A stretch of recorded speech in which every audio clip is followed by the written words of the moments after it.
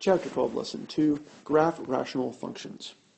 So we've talked a lot about this one function here, which is y is equal to 1 divided by x. That's the parent of the basic rational function, the most common, the most one that we're going to be talking about a lot. And the important thing is to understand is that the domain and the range, those are the x values and the y values, are going to be all non-zero real numbers. So, because in this case here, x cannot be 0, because then you'd have 1 divided by 0, so it can't be 0. And y cannot be 0 because you have that 1 in the numerator, and since we can't make the 1 into a 0, we're not going to be able to change that number into something that's less, that's equal to 0. And what I mean by that is this, is that if I put in a billion here, I'm still going to be coming up with a value for y. Even if I put in negative a billion, I'm still going to come up with a value for y. But the only two that don't work are when x is equal to 0 and y is equal to 0. So let's look at this slightly different graph. We're going to add some more complexity here. So now we got y is equal to 1 over x minus 2. Okay, this is the same exact function, except for it's shifted. It's shifted a couple down.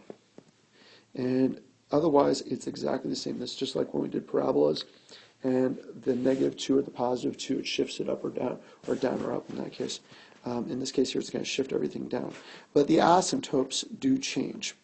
So if you look here, when x is equal to 0, there can be no value. That doesn't work. So that is still going to be one of the asymptotes. But now I need to look at this here, and I need to say that term has to have some sort of value. It has to have either a negative or a positive value because it has 1 in the numerator. It can't have no value. So therefore, it's not equal to 0. So therefore, y cannot be equal to negative 2. That's what that is right there. So now I just need to start graphing points. And I'm going to actually start by graphing. I can't graph 0 for x, but let me graph one that I can pretty easily here. Let's do 1. Y equals 1 divided by 1 minus 2. That's going to be equal to negative 1.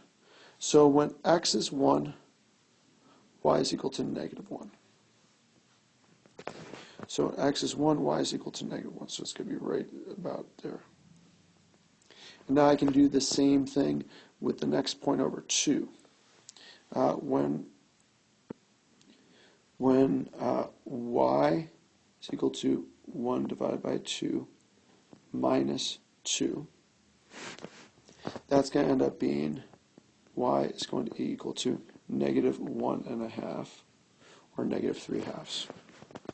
And so if I go over there, I say, well, when x is equal to 2, x is equal to 2, y is equal to negative 1.5. X is equal to 2, 2 over negative 1.5, so that's going to be like somewhere around it there. And you're going to end up having this nice, neat curve like that. And then it mirrors over on the other side like that.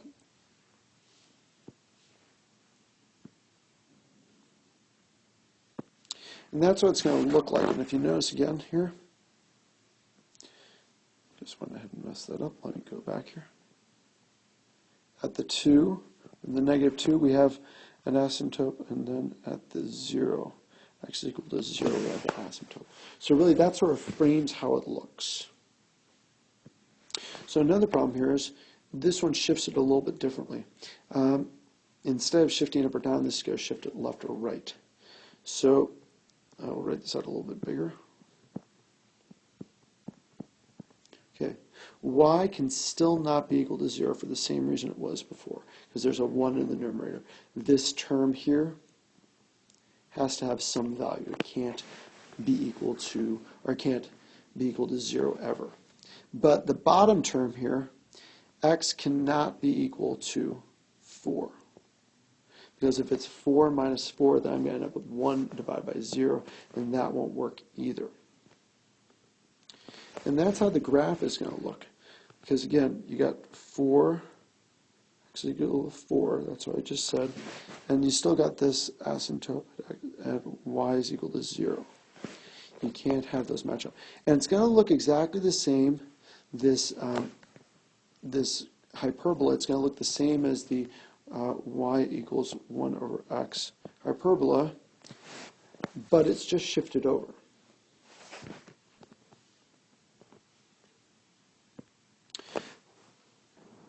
Now this one here, it's a more normal one because we don't have any shifts, because this is just x times y is equal to 8. So remember, when you graph this, you got to come up with all these points. You got to come up with 1 and 8, 2 and 4, 4 and 2, 8 and 1, and then you got to come up with the negatives as well. So this one here actually should be pretty easy to graph. We did this in the last lesson. Because this one here doesn't have any shifts over. And in this case here, x is equal to any positive or any real number that is not 0, and y is equal to any real number that is not 0 as well. Okay, so in this case here, that's the parent function, and then plus 5. So again, x cannot equal 0, because then we have a term there that doesn't work. We have this term here that doesn't work. But also, y cannot equal 5, because otherwise that term there again, it's the most important part of this, it can't equal 0 because it has a 1 in the numerator. No matter what, it has some value. So that's where our two asymptotes are going to be. It's going to be again here. That's going to be 1, 2, 3. I believe it's about there. And it's going to look exactly the same. It's going to look like this. It's going to look like this. Well, it didn't look exactly the same as I did it there, but so you get the idea. You can be more precise as well. Here, same sort of problem. Again, y cannot be equal to 0. And x in this case cannot be equal to 10. And so if we count up 1, 2, 3, 4, 5, 6, let's say that that's about 10.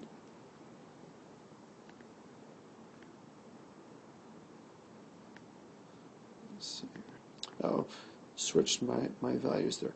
Y cannot equal 0. So this is one of them.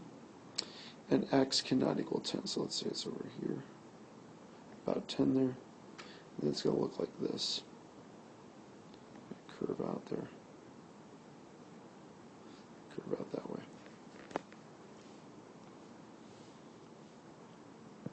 Now this is going to be the most complicated we get. Y is equal to 5 divided by x plus 3 minus 2. Let's just look at this bottom part here. X cannot equal 3. There's no possible way it can equal 3. Just not going to happen. Excuse me, one more thing here. Negative 3. There's no possible way that it can equal negative 3. It could equal 3, because that would be 3 plus 3, and that would be 6, but it cannot equal negative 3. So let's draw that in right now. Cannot equal this. So now I just have to determine here, 5 over x plus 3. That term has value.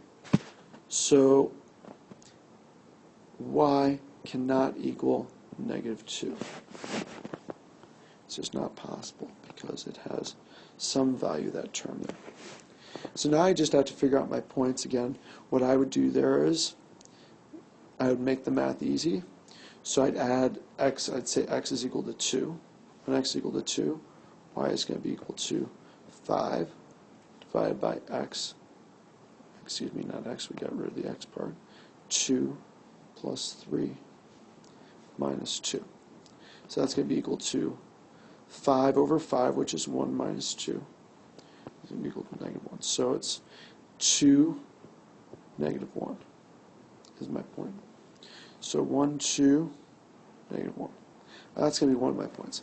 And the cool thing is, as I mentioned in class, you can then mirror this over on the other side.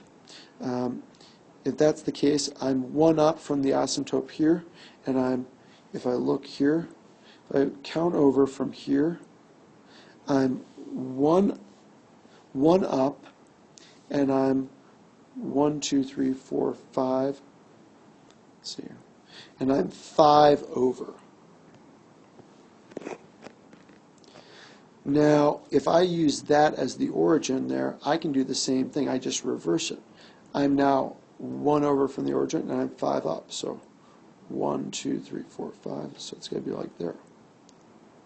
So that's kind of cool, because then, and I can do the exact same thing over here.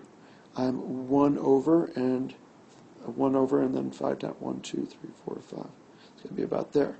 And then again, I'm 5 over, 1, 2, 3, 4, 5, and then 1. So it's going to end up looking like that. Of course, it won't eventually cross. That's just my poor drawing.